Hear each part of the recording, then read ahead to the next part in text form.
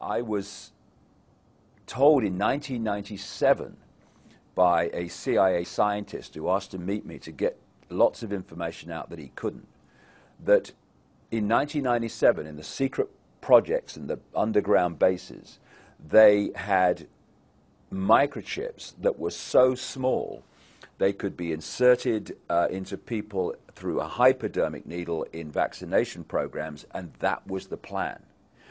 All these years later, of course, we now have a name for this technology. We call it nanotechnology. And he was saying that the plan was to use vaccination programs to insert these microchips. Then you look at other examples of this. For instance, in 1969, there was a doctor called Dr. Richard Day, who was head at the time of Planned Parenthood, which of course is a eugenics organization, which used to have eugenics in its name. And he told doctors in Philadelphia, or Pittsburgh, I think, Pittsburgh, in 1969, a series of things that he said were going to happen in the years to come to transform society and bring in this control system. And when you look at what he said, compared with what's happening now, it's extraordinarily accurate. And some of the areas he covered were that they were going to create new viruses in laboratories that were resistant to drugs, that they were going to use that to cull the population, that they were going to use vaccinations to cull the population, and also that they were going to change the way that healthcare treated old people so that more and more old people died and didn't go long into life, because from their extraordinarily sick perspective, old people are useless to them. And what we're looking at now very clearly is this attempt to play that card of mass global immunization with a excuse of this manufactured virus to get access to the bodies, the body computer systems, as I would say, of almost everyone on the planet. And they're not doing that because they want to protect people from anything. Crikey, the force that's saying be vaccinated is the force that created the virus which they're saying be vaccinated against. They're doing this to get access to the global population for very, very malevolent reasons. And what people need to realize is that these families do not come from the same perspective of life and respect that we do. They see humans like cattle, nothing more than cattle, and most humans see cattle.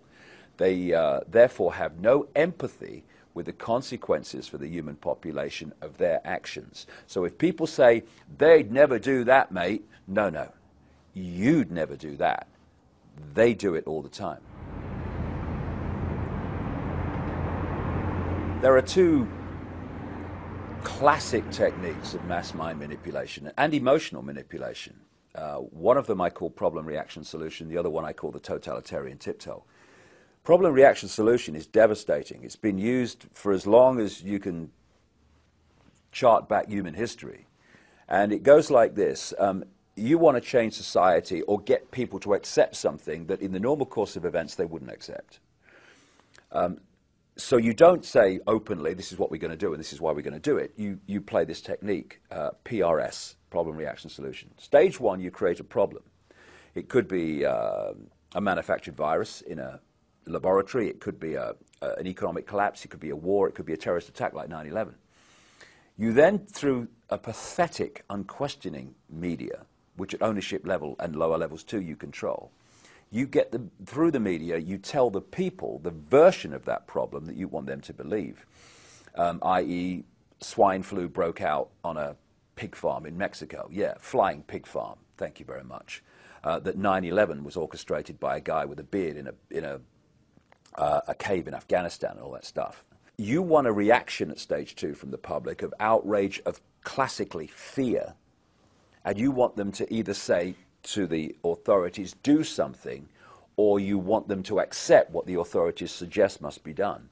So you can go to stage three, which is to offer the solutions to the problems you have covertly created.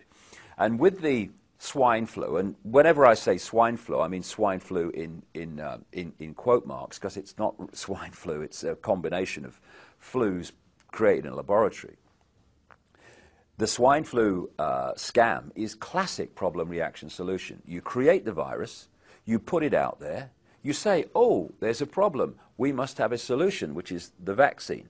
And of course, you then find that the patents for the vaccine were applied for before the virus was put out and people started to get the consequences of it. It's quite obviously a blatant scam. And through the mainstream media that doesn't connect these dots, which are there to be connected to anyone with a brain cell on active duty, the vast majority of the public go along with it. But what's really encouraging at this point where I speak is the number of people who are saying no to this, and their backbones need to stay stiff when the pressure comes on more and more to accept it, to say no and keep saying no, because this vaccination program is a key fundamental brick, plank, whatever you want to call it, within this whole agenda. And if we can throw a spanner in the works of this and have vast numbers of people refuse the vaccine, it actually throws a spanner in the works of so much more that is due to come along afterwards.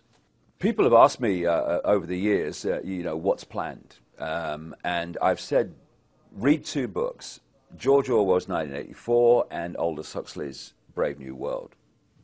The latter was published in 1932, Orwell's book was in 1948.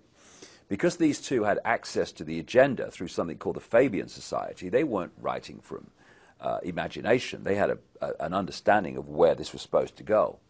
And in Brave New World, you have Aldous Huxley describing a society in which children are disconnected from their parents, where they're bred in laboratories, and where drugs are used to get the children to, and as they become adults, the whole population, to love their servitude and not rebel against it. And we are now seeing quite blatantly the movement to remove children from their parents. It's been done through what I call the totalitarian tiptoe, step by step by step by step, where more and more parental rights are taken by the state, more and more and more, and where the school becomes ever more powerful in the control it has over the children. And now we're moving into areas that we have, staggeringly extreme as they may seem, they're no longer rare. This is commonplace, where in Britain, and I know from the research I've done for the book I'm writing at the moment, it's happening in America and elsewhere, where the authorities are taking children away from their families for the most extraordinary reasons. I'll give you an example, and like I say, this is not rare. We had a case in Britain recently where these parents spent £38,000 on fertility treatment to have a child. When the child was born, soon after the child came home from the hospital, a social worker came round, and the mother just joked that giving birth had ruined her figure. On the basis of that, the child was taken away. And we're seeing extraordinary examples of the so-called justification for taking children and the state taking control of them. And what then happens, and happens in this case, is the social services say to them, okay, we're taking your child away, we're going to give it to foster parents of our choice. Now you have a choice. You can either accept this, in which case you might see your children on, access time here and there, or you can challenge this decision, in which case you'll never see your children again. And the decisions are then made in secret family courts, which are not allowed to be reported by the media, where a single judge is making the decisions. And, if you describe this society to people a few years ago, you'd say, you've got to be talking about China, mate, ain't you? No, this is America. This is Britain. This is Europe. This is the so-called civilized world that it's happening in. And it's not the end of it.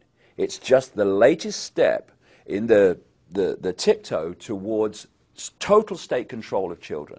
And that's what they want. And we either put a line in the sand now or regret it not too far in the future. What's being targeted is anything that holds people together. So the family unit is something that keeps people together. I'm not religious. I'm not into religion at all. But also religious structures are being targeted because they hold people together. What they want to do is break down all units that are in any way keeping people in some kind of organization, in some kind of mutual support system,